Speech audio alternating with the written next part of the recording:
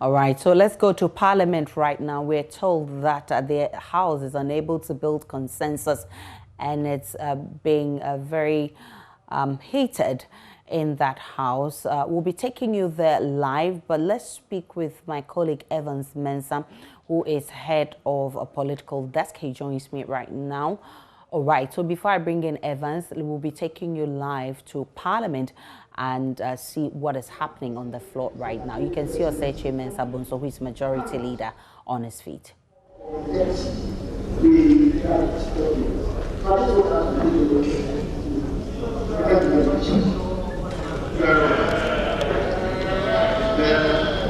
government will rearrange the events guided by the records as contained in the electronic records already in the custody of the House. Now, subject to the correction stage, the vote and proceedings of Friday, the 26th of November 2021 is yet to start with the two record proceedings. Yes, Honorable Majority Leader, you do the evidence statement.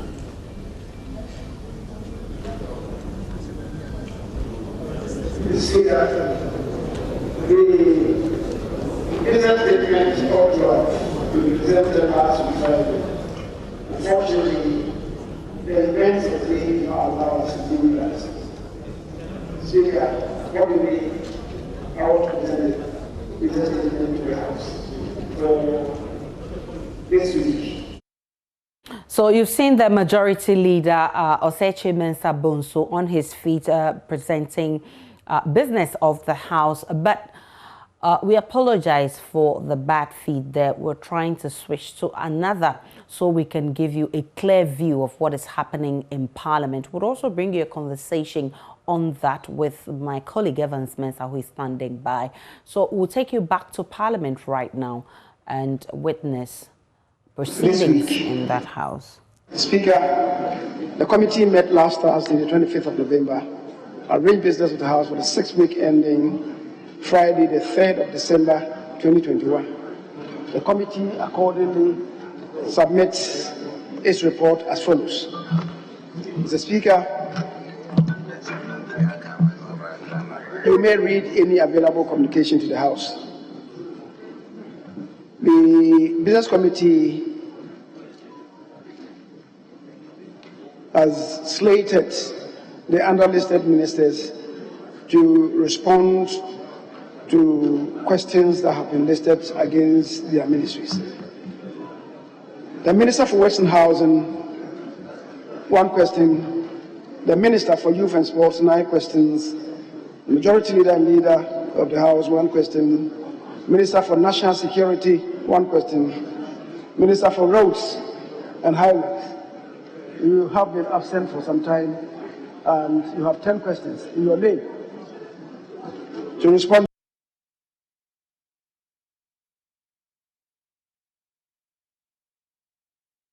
Ministers of State may be permitted to make statements on government policy. In accordance with Order 72, honorable members may make statements duly admitted by the Right Honorable Speaker in the House. Mr. Speaker, bills will be presented to the House for first reading in accordance with Order 120, and bills of urgent nature may be presented to the House for first reading in accordance with the bills of urgent nature may be taken through the various stages in one day in accordance with Order 119. Mr. Speaker, pursuant to Order 75, papers for presentation to the House may be placed on the order paper for laying. Committee reports may also be presented to the House for consideration. Speaker, committee reports on estimates of the MDAs and other institutions and related motions. The estimates of a number of ministries, department agencies, and independent governance institutions are expected to be received by the table office during the course of the week under consideration. Speaker, my information is that close to 30 of the estimates are ready and have been submitted to the House. The Speaker, the Business Committee will liaise with the various committees and accordingly schedule committee reports on the estimates for presentation at plenary whenever such reports are ready for laying. Of course, the Speaker, it will all be subject to the approval or otherwise of the budget. The Speaker, the consequential motions for the approval of the estimates will be scheduled for debate by the House as soon as reports on those estimates have been presented by committees. An indicative schedule has been produced in this regard.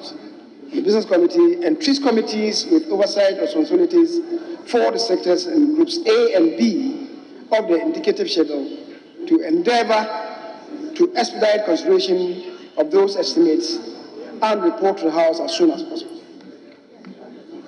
Secretariats of the various committees are encouraged to constantly liaise with the table office in order to take custody of the estimates of the MDs under their mandate. The Speaker, the Business Committee once again recommends that the House commences sitting each day at 10 a.m. and also have extended sittings to ensure that the business schedule for the week under consideration is completed. The Speaker, Friday, December 3rd, 2021 is National Farmers Day, a statutory holiday, and it is expected to be observed as such, which means that apart from today, there are only 2 more days, tomorrow, Wednesday, and Thursday, that the House would sit. Speaker,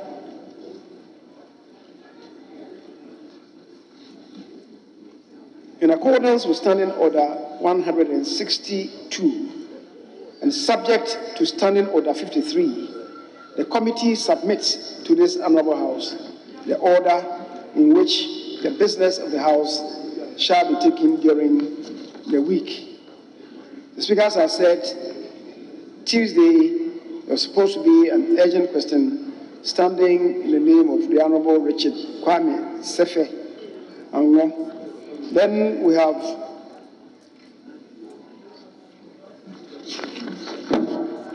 ten other questions for today. Mr. Speaker, given where we are, I'm not too sure whether I'll be able to deal with them. Of course, when we are finished with the various issues, we'll see whether there is time and space for us to go on the question time. Mr. Speaker, statements are also programmed to be made today. There are motions that have been slated. On Wednesday, there's no urgent question. I'm not too sure whether I'll be able to deal with them. Of course, when we are finished with the various issues, we'll see whether there is time and space for us to go on the question time. Mr. Speaker, statements are also programmed to be made today. There are motions that have been slated. On Wednesday, there's no urgent question, but there are 12 questions slated to be answered. Speaker, the Minister for National Security has questions. Roads and Highways has 8 questions.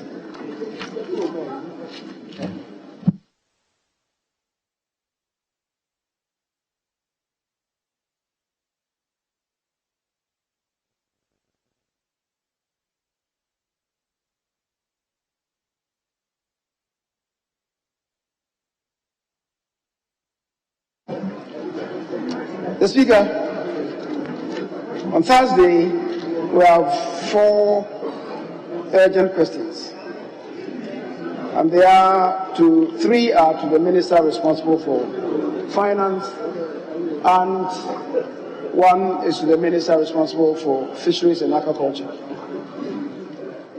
For Finance, we have 2 more questions, ordinary questions, and for Fisheries and Aquaculture, you have 4 more questions.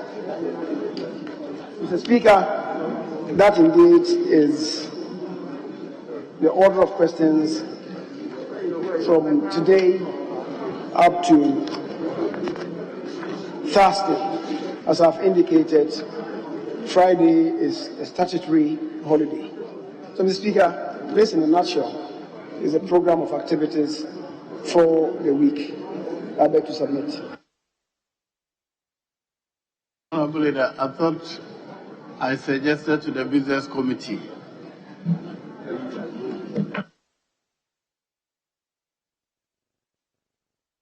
Honorable Majority Leader,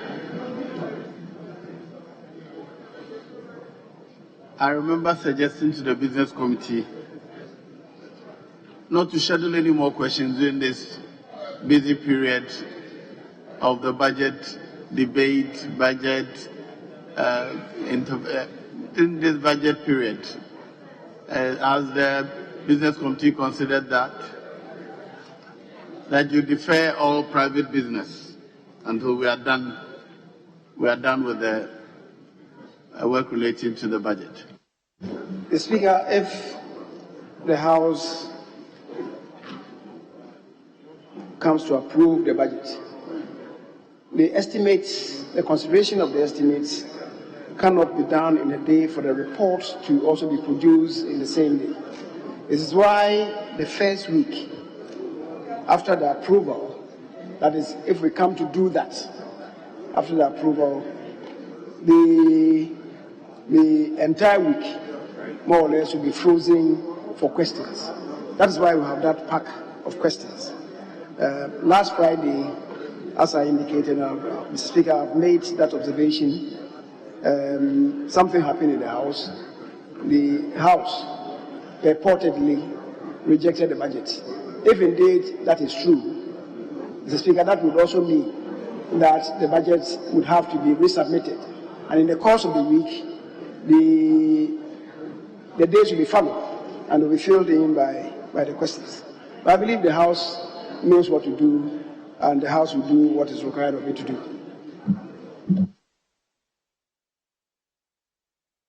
Yes, Honorable. Thank you, Mr. Speaker. Yeah. Mr. Speaker, the Majority Leader, in submitting the business statement, said that Friday is a public holiday because of Farmers' Day.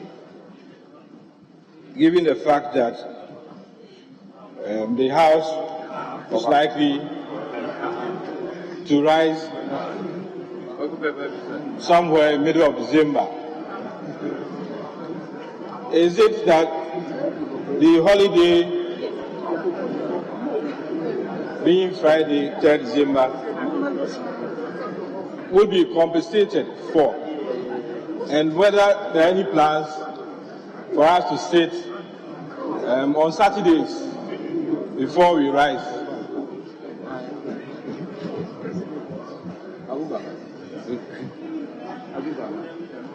Leader, sorry, Mr. Speaker, I may have to put the question again. I heard you. Yes, whether he's making arrangement to cover the public holiday. Yes, and whether we'll be sitting on Saturdays before we rise. Yes. Yes. Honorable Leader, kindly hold. Let me take. Honorable Senyaku, you wanted to ask a question? Yes.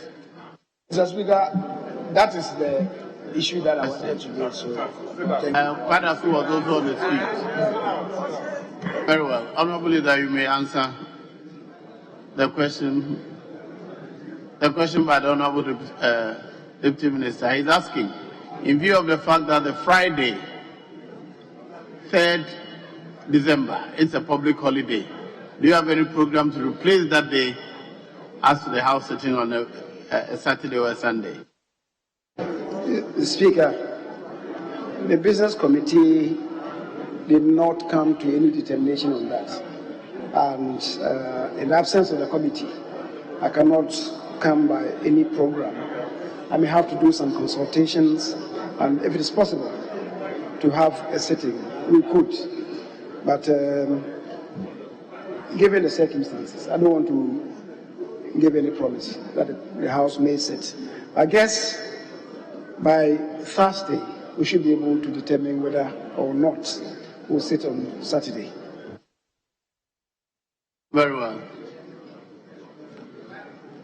In the absence of any more questions, the business statement for the week ending Friday, 3rd December 2021 is hereby adopted as the statement to work with.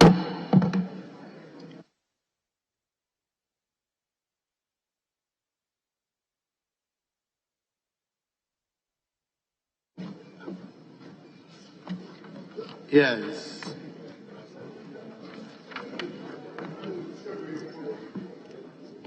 Honorable Leader, you have a list of questions and urgent questions. What do you propose to do with them? Questions and urgent questions as listed in item number 6.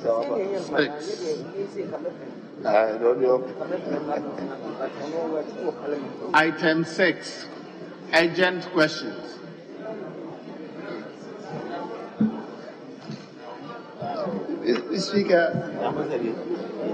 The Speaker, no.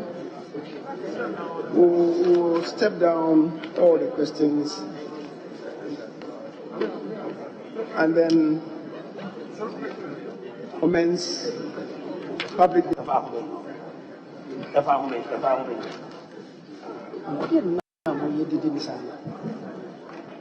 Very well. That then should bring us to the end of the private business. That should bring us to the end of private business, questions and statements. Now go to public business. Are there any papers to be presented?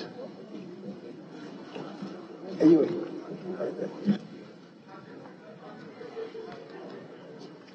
Chairman of the Committee on Finance, are you ready with the reports that are listed against your name? Yeah, Mr. Speaker, we are. Very well. So, item number 9, by the Chairman of the Committee, I. Report of the Finance Committee on the request for waiver of import duty, import VAT, import NHIO, import get fund levy, EXIM levy, COVID-19 recovery levy, special import levy, and domestic VAT, amounting to the Ghana cedi equivalent of 34,975,913 euros on materials, equipment, and machinery required for the establishment of 12 state-of-the-art technical and vocational education training centers, Phase 2. The report is duly presented. Is for distribution to members. Item II. Report of the Finance Committee on the request for waiver of import duty, import VAT, import NHIO, import get fund levy, EXIM levy, COVID-19 recovery levy, special import levy, and domestic VAT, amounting to the Ghana cedi equivalent of 7,339,621 euros and 56 cents, made up of 6,868,562 euros on imports and 462.59.56 euros on local purchases on materials and equipment required for the Wenchi Water Supply Project by Messrs. ASPAC International, SPRL Company Limited, Belgium. The report is duly laid for distribution to members. Item III. Report of the Finance Committee on the Credit Facility Agreement between the Government of the Republic of Ghana, represented by the Ministry of Finance, and HSBC Bank PLC as mandated lead arranger, facility agent, and original lender for an amount of 120,137,300 euros, including export credit guarantee support from Compañía Española de Seguros a las Exportación CIA de Seguros y Reaseguros, to partly finance the contract value for the design and construction of the Pediase Manfe Koforidua Scenic Road project. The report is duly presented. Is for distribution to members. Item IV. Report of the Finance Committee on the Third Commercial Facility Agreement between the Government of the Republic of Ghana, represented by the Ministry of Finance, and HSBC Bank PLC as mandator lead arranger and agent and other financial institutions as original lenders for an amount of 45 million euros to finance the design and construction of the Pediasi Manthiko Foridua Scenic Route project. The report is duly presented for distribution to members. Item V.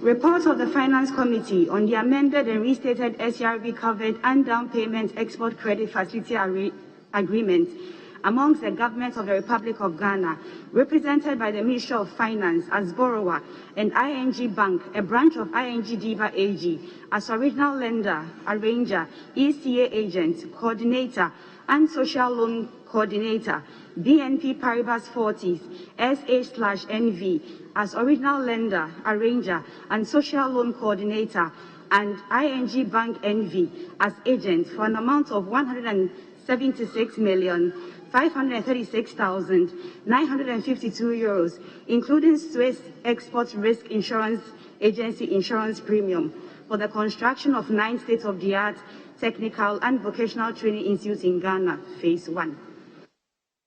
The report is duly presented for distribution to members.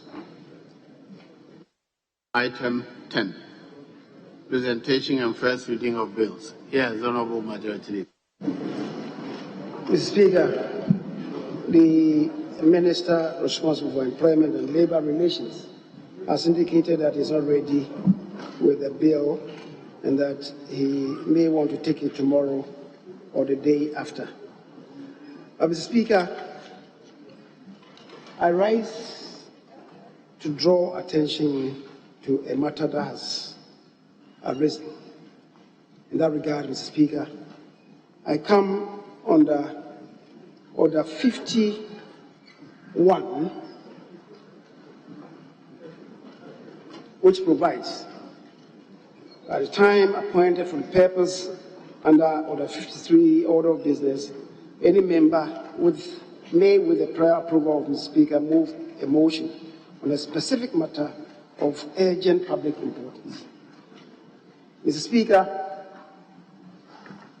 you may recollect that when we came to correcting the votes and proceedings, I drew attention to item numbered 8 on pages 9 and 10 of today's votes and proceedings, and drew attention to the fact that the budget statement, arguably the most important document that the government produces in a year, was presented to this House by the Minister responsible for Finance on behalf of the President on Wednesday, the 17th of December, by a motion. Mr. Speaker, the votes and proceedings provide, indeed they have captured, that at the time of the approval or disapproval of the budget, the number in this chamber, as recorded in the votes and proceedings, was exactly 137 members. Mr. Speaker, our orders provide under Order 109.1, and I quote, "No question for decision in the House shall be proposed for determination unless there are present in the House not less than 1/2 of all the members of the House. And except otherwise provided in the Constitution, the question proposed shall be determined by the majority of votes of the members present and voting." Mr. Speaker, this provision is fortified by Article 104 of the Constitution, which provides, so Speaker, with indulgence, I want to read that except 1041, except as otherwise provided in this Constitution, matters in Parliament shall be determined by the votes of the majority of members present and voting, with at least half of all the members of Parliament present. Mr. Speaker, evidently, the number 137 that was relied on by this House to reject the budget did not meet the asset test established by the Constitution under Article 1041.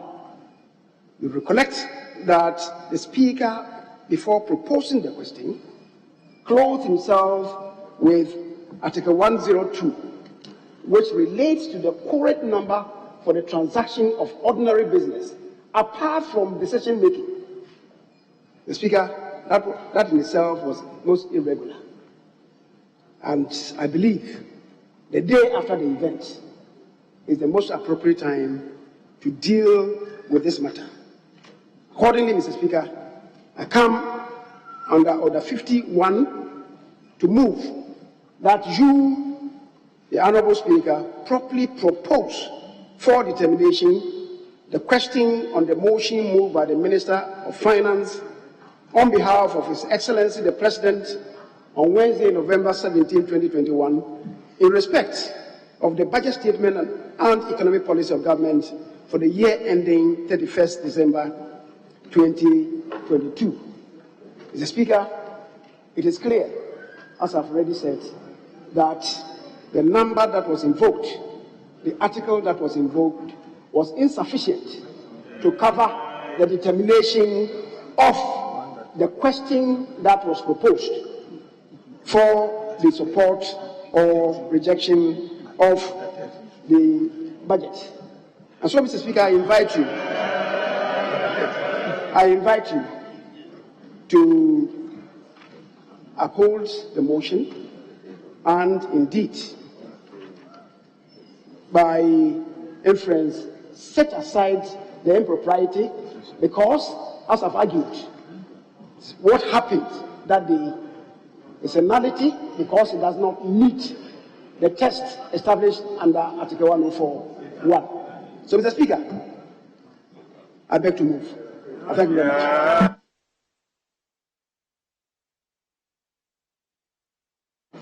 Yes, Honourable Deputy Leader. Mr. Speaker, I humbly rise to second the motion ably moved by the Majority Leader and the Leader of the House.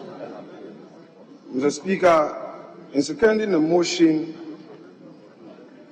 I beg to raise the following issues to further fortify the prayer of the applicant. Mr. Speaker, first, whether or not you have the capacity to determine this matter. The Speaker, on that score, the Speaker, I shall rely on Order 13.2 of the rules of this House to say that you are so well fortified to consider this matter. Mr. Speaker, for the avoidance of doubt, I shall read Order 13.2, which provides, whenever the House is informed by the clerk at table of the unavoidable absence of Mr. Speaker, the first Deputy Speaker shall perform the duties and exercise the authority of Mr. Speaker in relation to all proceedings of the House until Mr. Speaker resumes the chair without any further communication to the House. Mr. Speaker, rightly so, the clerk at table has informed us that Mr. Speaker is unavoidably absent, and that by that imperative, you are well fortified to assume the full duties, mandate, power, responsibilities as though you are the Speaker of the House. So, Mr. Speaker, you are fortified to consider this application. Mr. Speaker, second, it is trite that the constitutional provision relied on by the applicant clearly gives us the number required to be present in this chamber for the purposes of taking decision in Parliament. Mr. Speaker, 1/2 of Parliament will be 138. For the avoidance of doubt, the record in our votes clearly states that Mr. Speaker in the chair had indicated that there were a number 137, 0 saying yes, meaning, Mr. Speaker, that at that moment in time, we did not have 138 present. Which, Mr. Speaker, Article 104(1) is also very clear that when that minimum number is present, the decision must be based on the majority of those present to take a decision. Mr. Speaker, for the avoidance of doubt, I shall read that aloud. Except as otherwise provided in this Constitution, matters in Parliament shall be determined by the vote of the majority of members present and voting, with at least half of all the members of Parliament present. So, Mr. Speaker, the net effect is that, one, the threshold of 138 must be met, and that in that 138, majority of them would now be required to take a decision. Mr. Speaker, having made these contentions, I beg to say that, Mr. Speaker, this constitutional imperative clearly vitiates that which took place. And now, Mr. Speaker, on all fours, the applicant's motion is well rooted, and Mr. Speaker, the invitation made to you on all fours is right, and I therefore, Mr. Speaker, without any hesitation, implore you, Mr. Speaker, to give favorable consideration to this application. Mr. Speaker, I shall submit, and I thank you.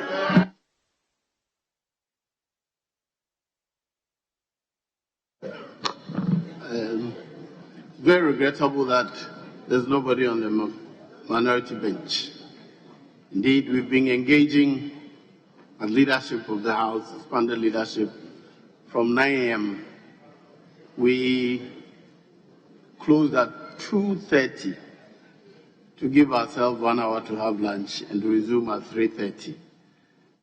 I have no information why nobody on the other side is here, but we clearly agreed that Parliament will sit at 3:30. It was a meeting at which the leadership on the minority was present, and we have had discussions from morning up to this time. So it's a pity there's nobody here, so I could hear their views on the motion before me. But as has been pointed out under Order 1091, let me read for emphasis. No question for a decision in the House shall be proposed for determination unless they are present in the House not less than 1/2 of all members of the House. And except otherwise provided in the Constitution, the question proposed shall be determined by a majority of votes, members present and voting. So before I take any decision, I want to confirm that I have a majority of members of Parliament in the chamber. May the clerks at table assist me. But how are we going to do it? Call out names or members? You go around and count the members.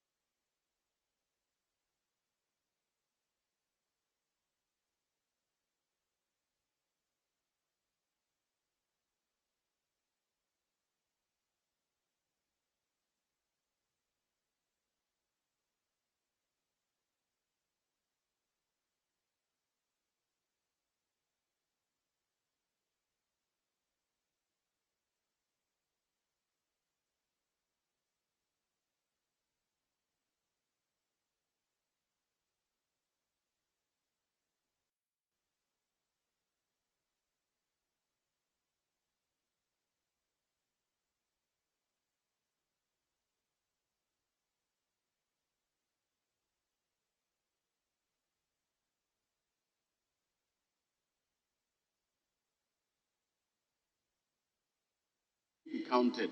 May I please request the non-MP ministers to move to the gallery? Not about to the gallery, so that we are not confused with the exception of the finance minister where he's sitting. You can't miss him. So may you please move to the gallery.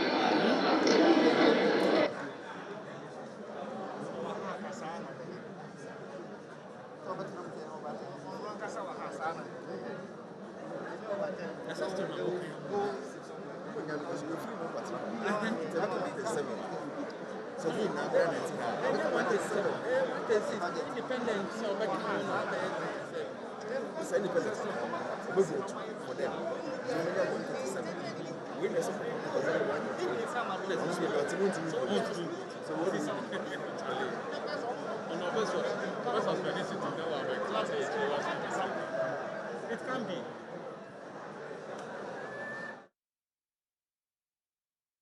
So we are live in Parliament, and what you're seeing is the clerks at table going round and counting the members of Parliament, members of majority who are in the chamber right now. The Speaker himself has expressed disappointment that the minority caucus is not in Parliament, is not in the seat.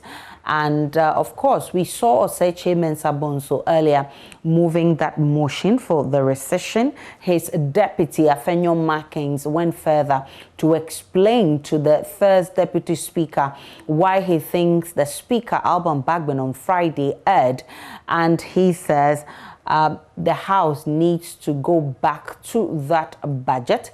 But the Speaker of Parliament, Alban Bagbin, he's out of town. His deputy says that his members, he thinks that he has a full complement of his side, the majority side, and he thinks they are enough to do business for today. So what you're seeing right now is a head count by the clerks at table. They are counting the members in Parliament to know how many of the majority members are in Parliament. We've had indication from the first deputy speaker already that all his members are in that house, and he thinks that they can do business of the house. Earlier, he indicated that they take a break and come back to do business of the house. So the other people who are suggesting that probably the minority is putting their things together to come back and engage or be part of this decision that will be taken after the break. And I'm hopeful, and I am sure the first deputy speaker is actually thinking in same line that probably after the break, the minority may change their stance to join their other colleagues on the other side to take that decision, which is critical for Parliament right now. So the clerk at table is actually counting members of the majority to ensure that they have all their members in the House. After that, we look forward to see what the first deputy speaker will be doing after that. He has earlier indicated that they take a break, an hour break, and come back to do business of the House. As to whether that will happen after the head count, we're still monitoring, and definitely you need to stick on the JoyNews channel because we're bringing you sights and sounds from the chamber live as it happens.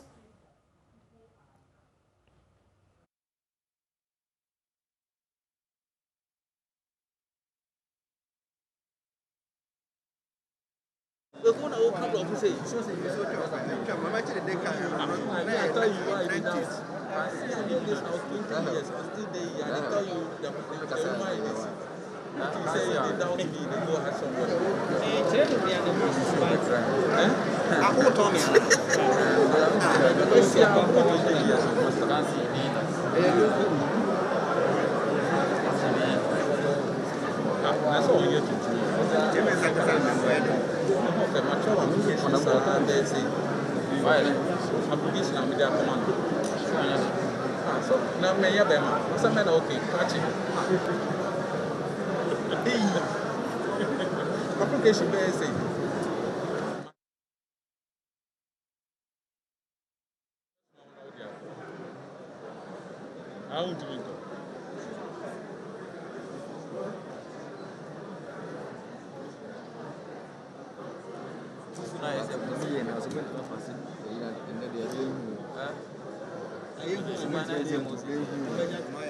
Even in the absence of the minority, including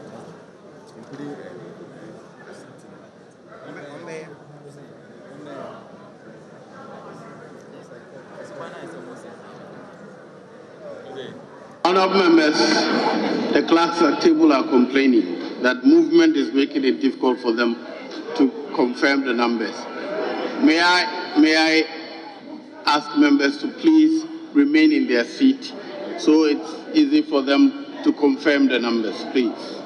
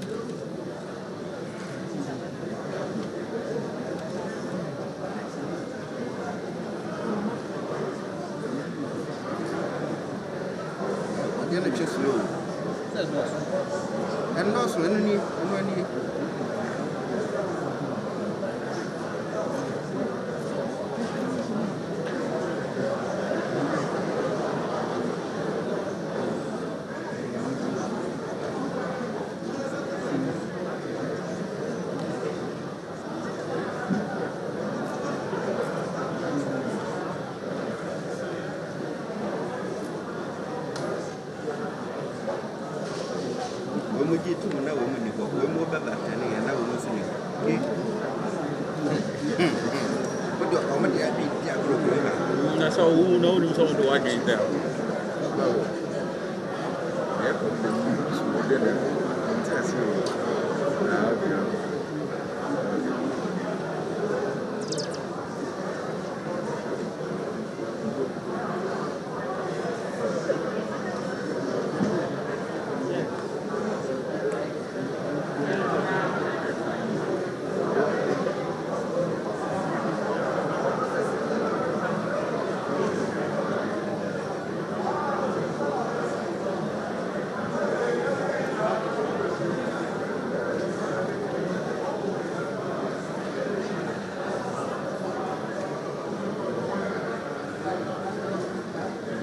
Honourable members, the number presented to me by the clerks at table is 137 of you plus me, MP for Bekwai, 138.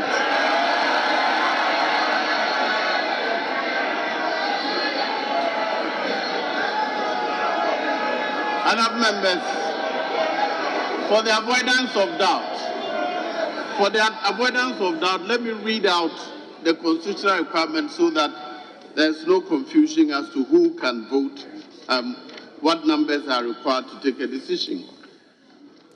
Article 104(1). Except as otherwise provided in this Constitution, matters in Parliament shall be determined by the votes of the majority of members present and voting. The vote of the majority of members present and voting, with at least half of all the members of Parliament present. What it means is that before you take a decision, there must be at least a majority of all members present. with me, we have 138 members. That's a majority.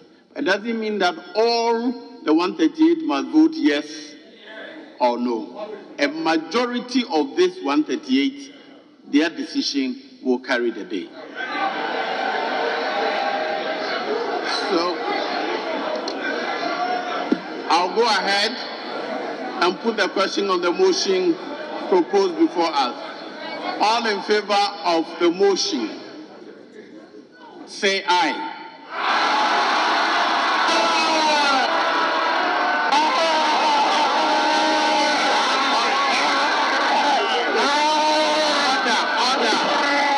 Order. All against, say no. The ayes have it. The motion is carried.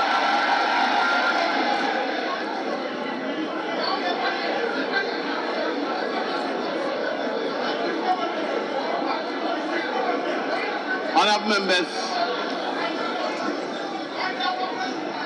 the motion having been carried,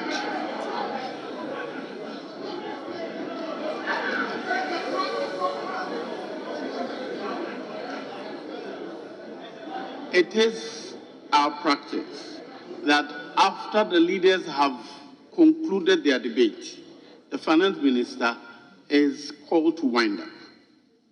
That did not happen the last Friday. Rather, he made an application to be allowed some time to make some statement. That application was denied, but it did not take away his right to make concluding remarks if you so wish. So, Honourable Finance Minister, if yes.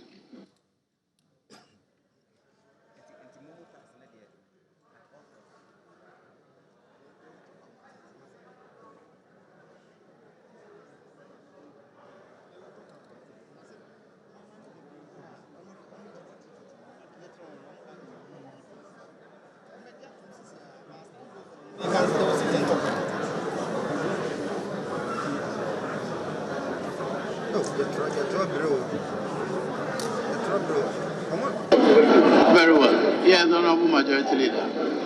Mr. Speaker, I believe the result of this motion that you have declared clearly establishes the fact that the purported rejection of the budget, the motion on the budget on Friday, has been ousted. Indeed, it's a nullity, and so the important thing to be done now is to reinstate the motion as existed. I think, Mr. Speaker, it comes automatically, but for the avoidance of doubt, because this is a new day, it's important to make a bold pronouncement on it so that we can proceed further. Very well. I thought, like you said, I thought it was automatic. But for the record, let me formalize my ruling on your application after the vote. The application before me is to declare that the purported question on the budget statement presented by the Finance Minister did not follow the Constitution or the standing orders of Parliament. My attention has been drawn to the record, page 10 of the votes and proceedings of Friday, 26 November 2021.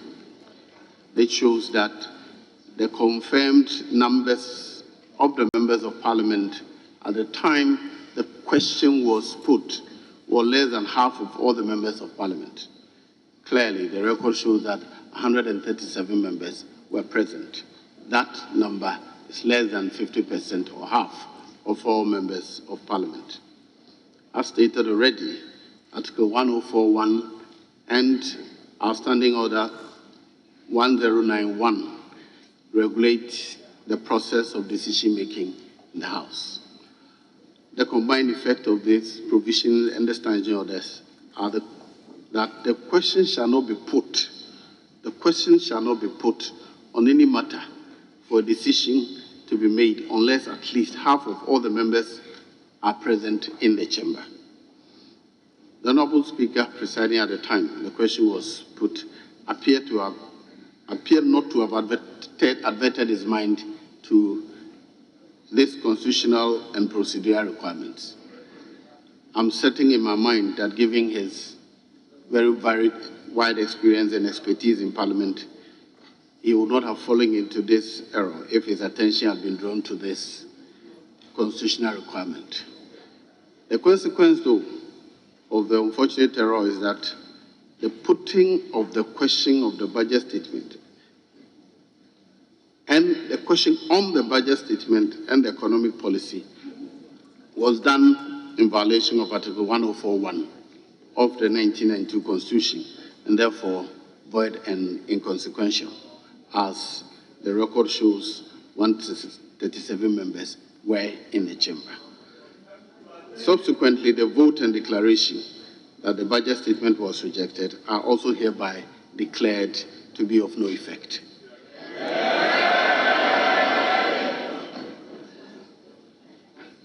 Now that we have the numbers, sufficient numbers to take a decision in the chamber, I'll put the question again. But before that, I'll offer the opportunity to the Finance Minister, if he so wish, to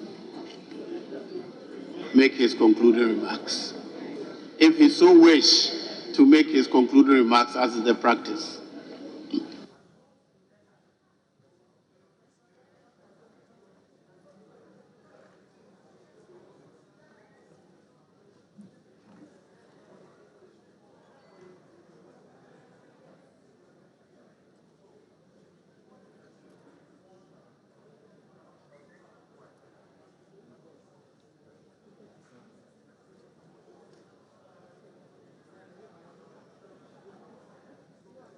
Does the Finance Minister wish to make the concluding remarks?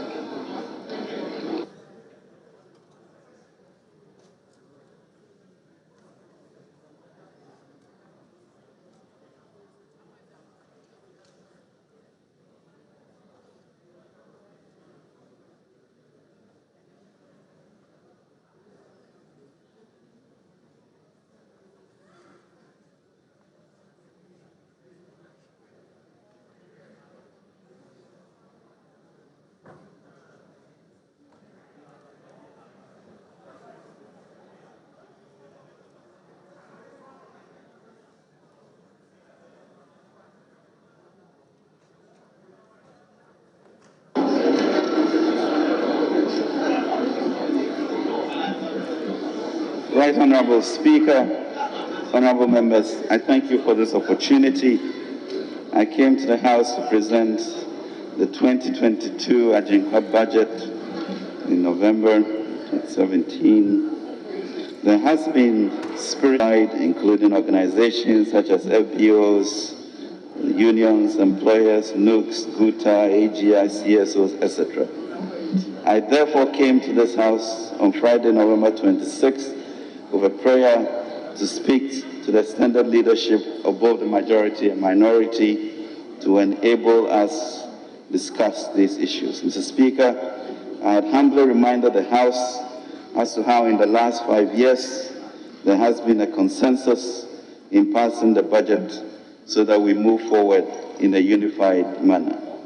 Unfortunately, this very Ghanaian process was resoundingly rejected last Friday.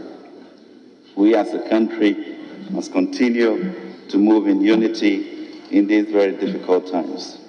We now move forward, and I'd like to assure the minority that in committee I'll look to address their concerns as enumerated in their open letter to the public.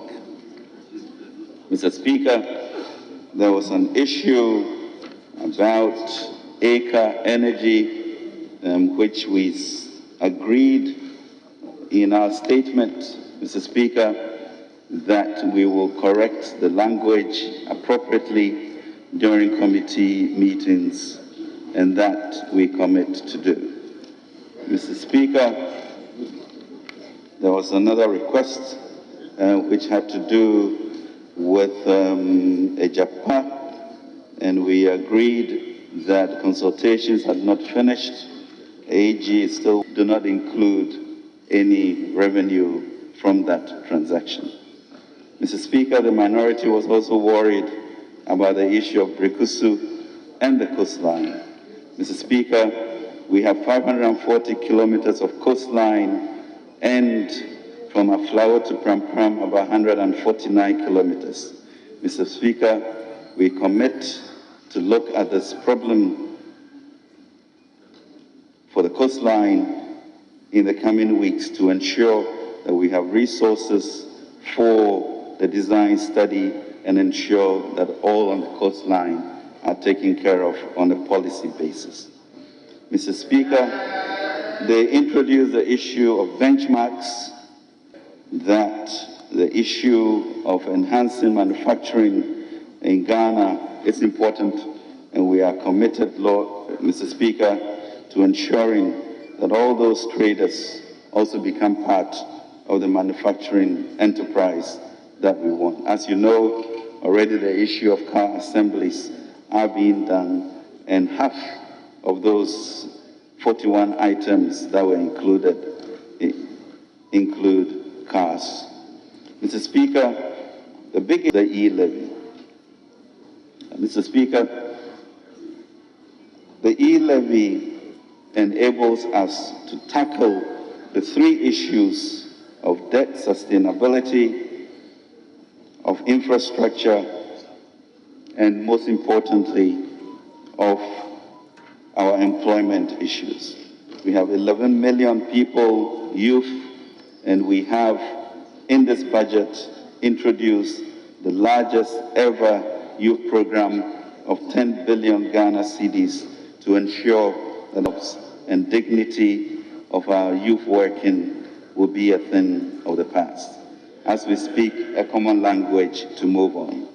But Mr. Speaker, the issue of living standards is a problem that concerns us more than any other person.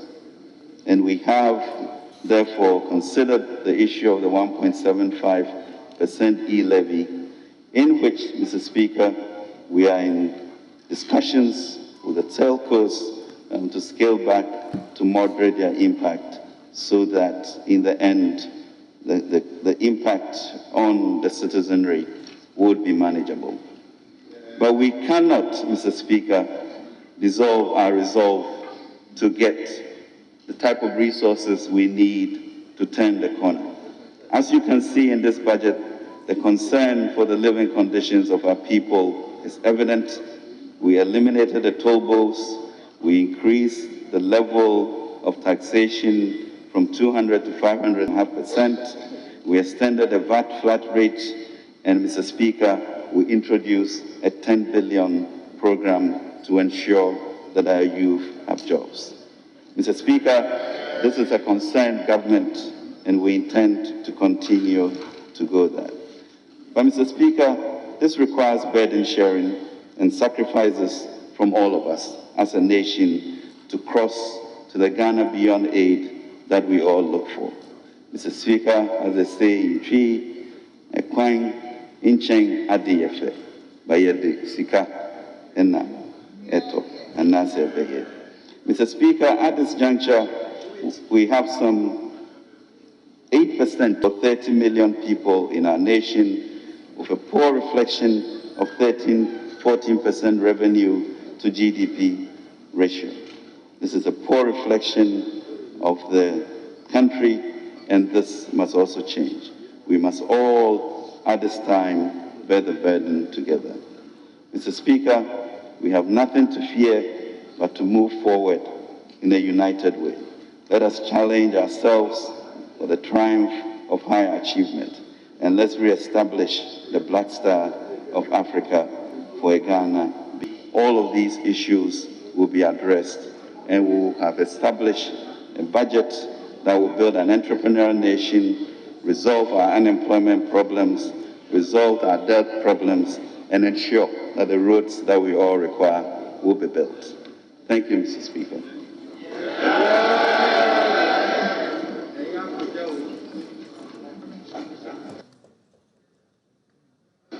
Honourable members, before we proceed, I have just received communication from the presidency.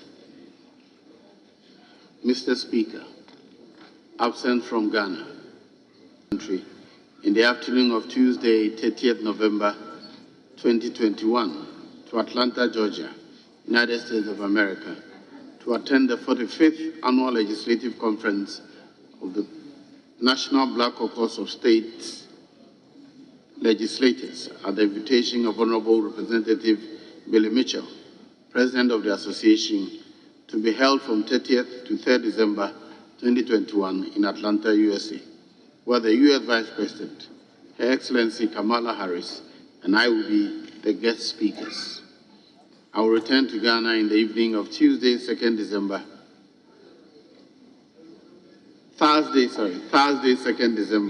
2021. During my absence, the Vice President, Alhaji Dr. Mahmoud Bawumia, sincerely, Nana Adodankwa Akufo-Addo.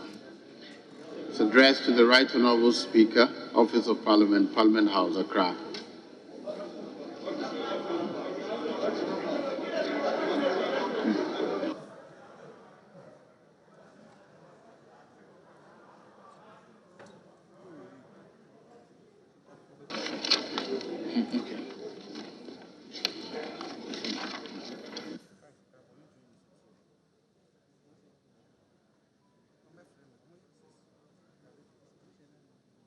Honourable members, we move to the order paper addendum. Motion. Honourable members, the motion that was moved by the Honourable determined that the appropriate numbers are in the chamber, and therefore the House stands ready to take a decision. Now I'll put the question.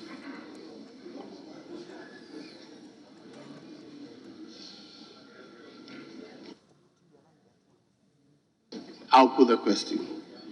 All in favor of the House adopting the resolution moved by the Honourable Minister for Finance, say aye. The ayes have it. The motion moved. The House has adopted the financial.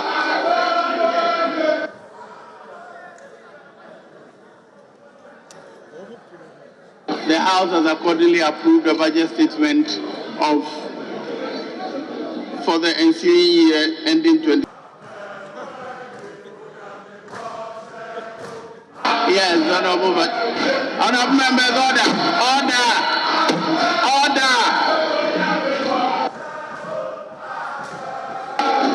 Yes, Honourable Majority Leader. Mr. Speaker. Mr. Speaker.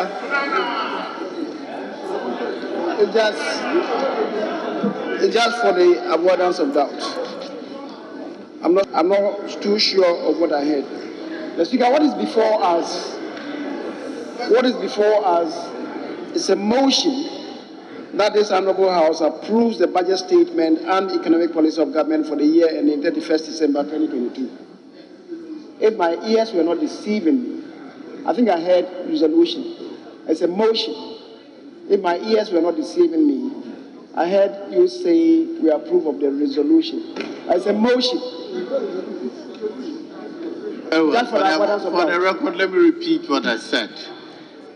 This House has approved the budget statement and economic policy of the government for the year ending 31st December 2022, subject to the concessions given by the Finance Minister a couple of minutes ago.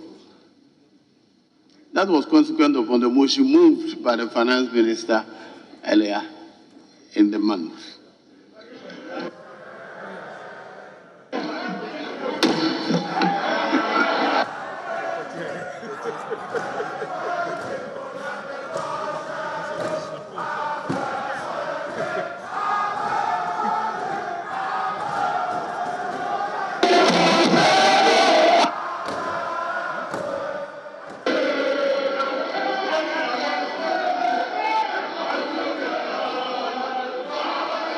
Honourable members, order.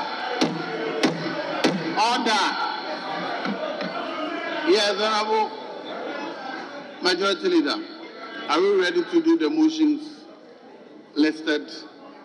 Mr. Speaker, respectfully, we have been engaging with a purpose to carry this House and indeed the entire nation along since early morning, 8 o'clock today.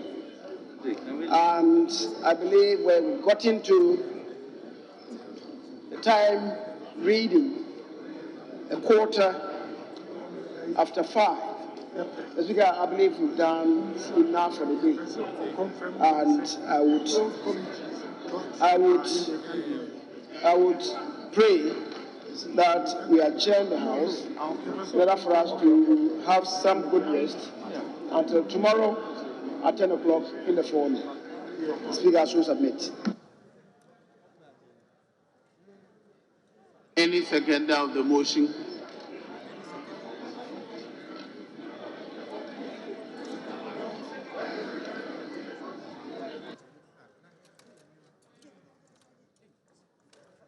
He has moved the motion for adjournment. I want a secondment.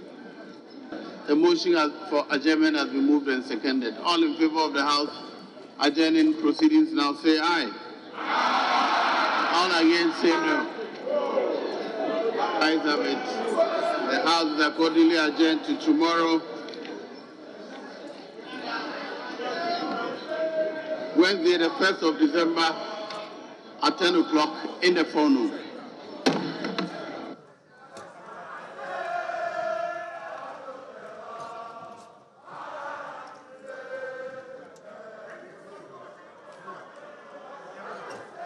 Live in Parliament, and as you can see, the Marshal has just lifted the mace, showing that Parliament has adjourned.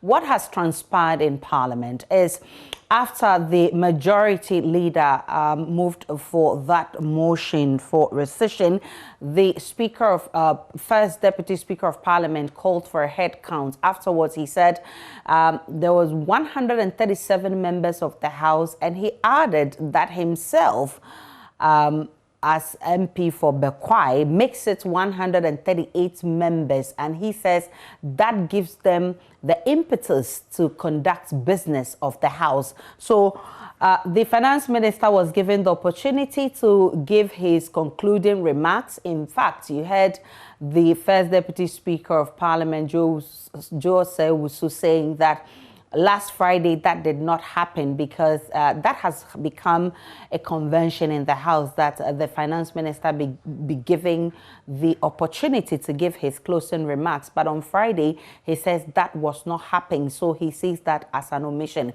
In fact, the Majority Leader, Seche Mensah Bonsu, actually explained that after adopting that motion of rescission, it actually counters what happened on Friday, which was the rejection of the budget 2022 by the minority caucus. So today, the Finance Minister was given the opportunity, and he also explained further that the e-levy that has been subject of contention is something that the government needs so badly to rule the country. He talks about infrastructure, which the e-levy can help deal with. He talks about the unemployment situation, and he talks about debt sustainability, which the government needs the e-levy to deal with. So he's been explaining why they cannot take off the e-levy from the 2022 budget. So the 137 members of the House, including the First Deputy Speaker himself, he says makes it 138, actually have approved the 2022 budget. The question was posed there, and if you've been watching the JoyNews channel, you saw that there was a loud yes from the majority side. Of course, the minority. So that is what has happened in Parliament. The 2022 budget has been approved. Remember, the majority has insisted that what happened on Friday was unconstitutional. Today, they say what has happened is actually what the Constitution requires, that there should be more than half of members in the House to do business of the House. And as the First Deputy Speaker rightly put it, There are 137 members from the majority side, himself included, making it 138. And so they had the locus to conduct business of the House. So that is what has happened. Where is the minority? Parker, bring us up to speed what has transpired in Parliament, especially why the minority is absent. Are they still in the House, actually? Okay, so we can see that there is a press conference about to happen. So Parker is also getting ready for us. But let's listen to what this press conference is offering us. And I can see, all right, so I'm unable to see who is about to address the conference. It looks like it's John Jinapo. John Jinapo is he the one? Okay, so let's monitor what is happening in Parliament. My colleague Parker Wilson will be joining us shortly for more and pick reactions from members of Parliament there.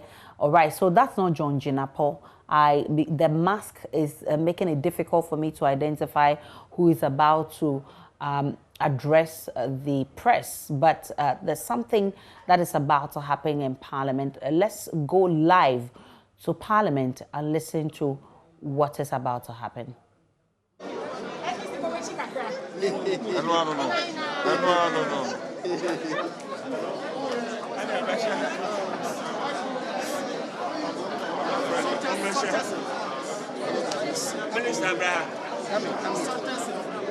By the NPP. So this is a press conference by the majority in Parliament. We still haven't spotted the minority members. And I mean, everybody is curious to know what this press conference is about, perhaps to explain what has happened in Parliament, because especially the question many are asking is why the Speaker himself should count himself as a part of the members in the House. I can see Oseche Mensah Bonsu, who has also showed up. Okay, so Oseche Mensah Bonsu is also joined. Let's listen to him. We know that time to take. Thank you.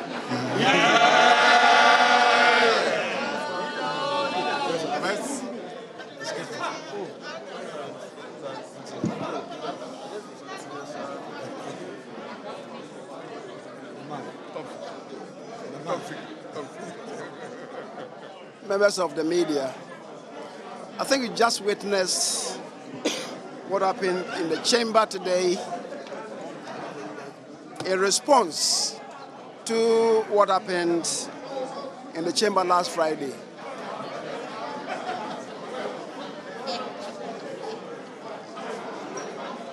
Because of that, over the weekend, and indeed this morning, we have been in consultation with our colleagues to enable us approach this outstanding business in unison and in unity. Unfortunately, we got to some extent and we differed on two counts. One had to do with the e-levy matter, and the other to do with the procedure to attend to what we consider an impropriety about what happened last Friday.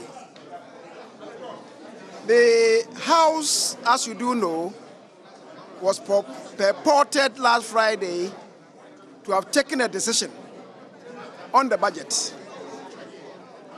It was to the effect that Parliament had rejected the economic policy and budget statement of the government for the 2022 financial year as presented to the House by the Minister of Finance on behalf of His Excellency the President on Wednesday, 17th November 2021. On our part, we considered it as a nullity because it did not meet the provisions of Article 104 of the Constitution, which is fortified by our own standing orders, Order 109. On these two counts, what was done, perpetually done, was in flagrant violation of our own orders and the Constitution. And we thought that as a House, we should come to some determination on this together. Because, colleagues, this is not the first time such a thing has come before the House. I refer us to something that happened during the day of the Honorable Do Ajaho as the Speaker of the House. A decision had been made by the House, and Ajaho, Right Honorable Do Ajaho, came with a statement which should have informed the Speaker about what he did.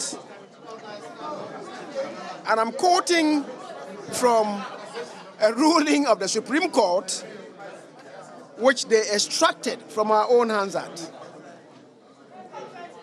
And I'm quoting the President in the House. Indeed, this is not the first time the House is facing this problem. The Speaker should have followed the precedent set by his predecessors.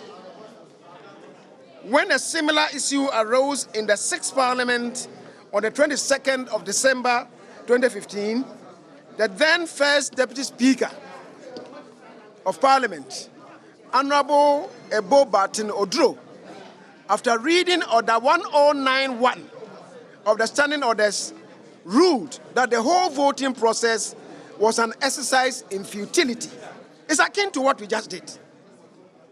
Later in the day, the Speaker, Right Honorable Edward Kobi Do Ajaho, again ruled on the same matter as follows. And I'm quoting what Ajaho also said.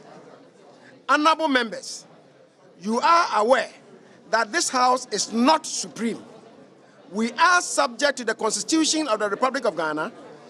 The rule is that where the Constitution has made a provision for regulation of the business of the House, they take precedence over any other. Indeed, the standing orders of this House. There is quorum to do business, and that is according to Ajaho, who understood the imperatives of our rules, our statutes, and our Constitution. He says there is quorum to do business, and that is 1/3 of the House, and there is quorum to take a decision. So we need to draw a distinction between the quorum to do business and the quorum to take a decision. The quorum to take a decision is regulated by Article 104(1). The fundamental question is, and I'm still quoting Ajaho, is that the time that the vote was taken, 1091 of our standing orders, if you go by the results of the head count, and there had been a head count, by adding 67 to 66, we will get 133. Therefore, there is a serious constitutional issue here. So at the time that the votes were taken, this House lacked the legal, in fact, the constitutional capacity to take a decision. I would have thought that our Speaker would have been guided by this precedent. This quotation by his predecessor Speaker.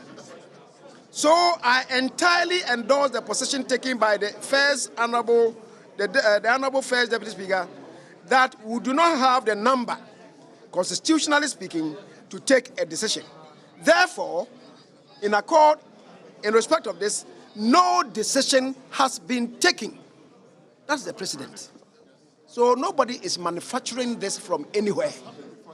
It has happened before in the 6th Parliament, and there is a record of this. So, compatriots, what we have done is just to recognize the fact that what happened on that day was a complete violation of the Constitution. It cannot stand the test of any constitutional test, or even the test of our own standing orders. So it is the reason why we said that it is a nullity, it is void, and it's of no effect. What we did today is to indeed recognize that something happened. But what happened really was a nullity, an illegality. So what we did today was to reinstate, so to speak, the original motion and have a properly constituted House take a vote on it.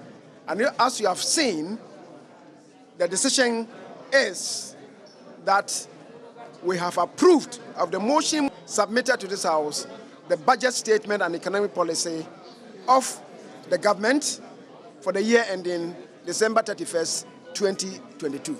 That, in short, is what we have done today. So for emphasis, the budget of 2022 was never rejected by the House, and today the record has been set straight. I thank you, and thank you very much.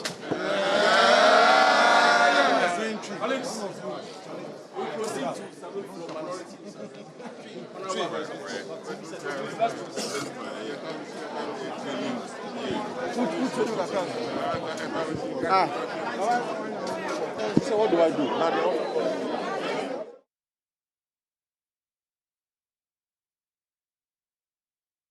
Let's head the Oseche Mensah-Bonsu, who is majority leader of the House, explaining what has just happened in the chamber. He explained that this is not the first time this is happening, and in fact, he draws inspiration from a similar event under the then Speaker of Parliament, Edward Doa Jao, and he says that it's the same thing that happened when that they had to cross that bridge. And he mentioned Article 104, which has been the subject for discussion all this while since Friday when this happened. And he said, Doa Jao guessed that the minority did not have the constitutional capacity to take a decision last Friday when they did. And so what they did today was to reinstate a proper motion from the finance minister and also to be approved by a properly constituted House, which earlier was indicated by the first Deputy Speaker to be 137 members plus himself, making it 138. So he says what has happened in Parliament is not a conjecture or anything from something that has not happened before. It is abiding by the Constitution. And he says, per the Constitution, this is the proper thing that should have been done. And he's saying that what happened on Friday, should be considered null and void. He says the 2022 budget was never rejected. Today, the proper thing has been done. Let's connect live with Parker Wilson, who is our correspondent in Parliament. Parker, what else can you tell us? What has been the reaction in Parliament, Parker? All right, so we've lost Parker there. I'm told he's on radio. But of course, expect this. We'll be bringing you this in our subsequent bulletin because there is more to chew on from Parliament, from what has just happened in Parliament, and from the explanation that the majority leader has been providing as to what has happened in Parliament. That's where we draw the curtains on the Pulse this evening. My name is Aisha Ibrahim. Enjoy the rest of our programs.